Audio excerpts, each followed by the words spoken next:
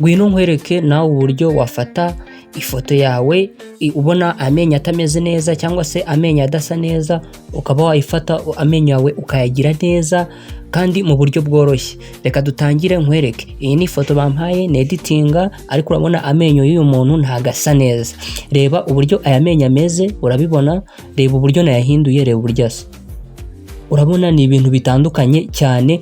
Reba uburyo yari asa, reba uburyo bayimpaye ifoto amenyo ameze. Dore uburyo nayahinduyemo ni gutya niko nayahinduye, niko amenyo y'uyu muntu asa. Ngwino twigane rero nkwereke uburyo nawe wabikora, ukajya wikorera ifoto zawe bidasabye umufotografa cyangwa ngo ujye kwishyura ngo umuntu bigukorera. Ngwino nkwereke uburyo nawe wabikora mu buryo bworoshye. Reka dutangire nkwereka, banze nsibe bino kugira ngo dutangire nkwereke uburyo nabikozemo. Mbere na mbere usanga ifoto yawe imeze gutya.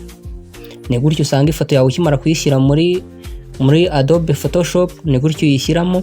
Ikintu itukora, ushobora gukora uburyo bwa mbere, ushobora gukora Ctrl+G. Ctrl+G nibwo buryo bwa mbere bwo gukopiya iyi ntuza zigata ziba ebyiri, zino layer z'iyi foto zigata ziba ebyiri, cyangwa se ukaba wayiterura gutya ukayifata ukayizana kuri kano kantu kameze nk'agasaraba kari hasi cyangwa plus, ukayiterekamo gutya ihita yikorera copy. Uhita unabibona ko bitabyandikaho. Sasa rero umaze gukora kino, ikindi kintu itukora gutya tumaze gukopiya layer, ikintu itukora uhita uza aya menyo ayangana niyo tugiye guhindura agahita umweru, urabona ko asa umuhondo. Uhita uza kuri kano kari hano hasi akangaka, ugakandaho gutya, hahita haza hano uhitamo ino yanditseho hue saturation. Iyi niyo uhitamo ukayikandaho, ni gutya ihita ifunguka. Hano hahita hazamo gutya nyine ni kwitimera. Ikintu rero hano hantu uhita ukora, urabanza ukareba ibara risa amenyo ye. Urabona habasa umuhondo, ni umuhondo. Uzahita ushyira tuza hano handitse master, ukandeho gutya, tuze guhitamo ibara, uhitemo yellow. Uhita uza hano, ikintu uhita uhitamo ni ibara ya yellow. Iyi bara ya yellow, no yellow niyo uhitamo kuko urabona aya menyo arimo arasa yellow, nibyo byiza nyine kugira ngo duze turihindura. Uhita ukandaho gutya, urabona yellow yacu ihise izamwa hano niho urebera ko yagiyemo. Ikintu uhita ukora, uhita uza hano handitse saturation, ugahita ufata kano kantu ukagakurura ukajyana, urareba amenyo yiwe ari guhinduka. Witegereze amenyo arimo arahinduka, arimo aragenda asa nk'umweru, igihondo kiri gushiramo. Uyizane hano, urabona hano habaye umweru, ariko amenyo yacu ntago ari umweru. Urabona harimo ikintu cy'umukara, ntago arasa neza.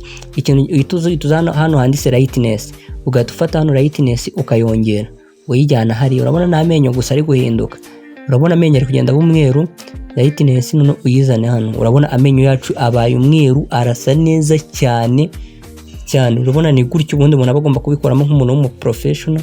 Gutya niko bikorwa. None nurangiza uhita uza hano handitse layer, ahangaha ukandeho, usubire muri layer zawe. Ni gutya uyisanga imeze.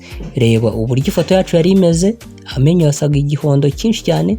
Reba uburyo tuyahinduyemo agatasa nk'umweru nyine, ugatubona kubona amenyo abaye umweru mu buryo bufatika. Hano ikintu uhita ukora Ctrl+I kuri keyboard yawe y'imashini gutya. Urabona ukuntu bibaye ino layer hano isaba umukara, wamweruke kwashyizeho isuvaho ahita aba umuhondo. Wamweruke kwashyizeho ayisaba umuhondo. Cyagiye yasaga umweru, ariko hari akantu kaburagaho kandi gatuma bisa neza.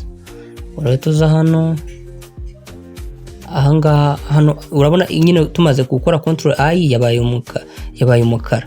Hano habaye umukara. Ikintu hano rero wituza ugahita ukora, uramakinga sure ko aka kantu kano wagakanzeho gutya, wagakanzeho kameze gutya, hariho aka kantu k'umweru ubona kakazengurutse.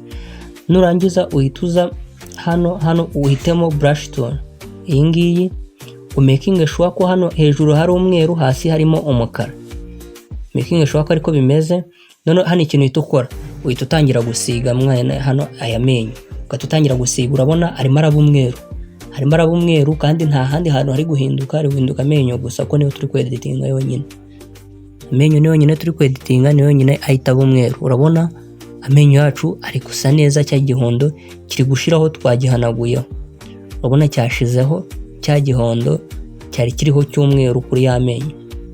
nako cy'umuhondo, cya kintu cy'umuhondo cyakiri kuri ya menyo yacu. Urabona amenyo yacu abaye umweru, urabona arasa neza yewe ku buryo nk'uyu muntu umuzi ashobora no kumuyoberwa avuga ati aya menyo ntago ari yandi tuzi. None hano rero ikintu gikurikiraho ni ukuza kuri iki foto yacu birangiye. Dore uburyo ifoto yacu bayiduhaye imeze, bayimpaye imeze gutya isa igihondo, dore ndayihinduye nyagize umweru kandi mu buryo bwiza kandi bworoshye umuntu wese yashobora. Hano rero ikintu tukora duhita tuza kuyisevinga iyi foto, uhita uza hano hejuru kuri fayiro ugahitamo hano save as copy, ukayikandaho ugahitamo JPG. Hano ugahita hano ugahitamo JPG ukayikandaho gutya, ugatuza ukayita izina iyi foto yacu tuyite